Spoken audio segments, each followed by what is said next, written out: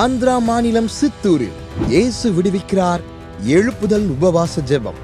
மே மாதம் 1ஆம் தேதி வெள்ளிக்கிழமை காலை 9 மணி முதல் மதியம் 3 மணி வரை.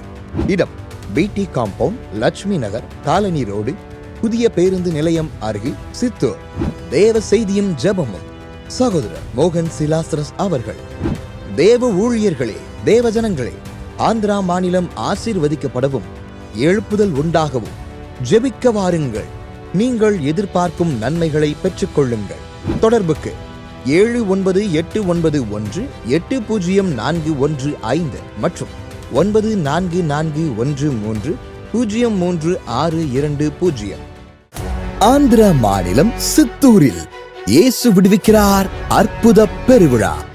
மே மாதம் 2, 3 ஆகிய தேதிகளில் தினமும் மாலை 6 மணிக்கு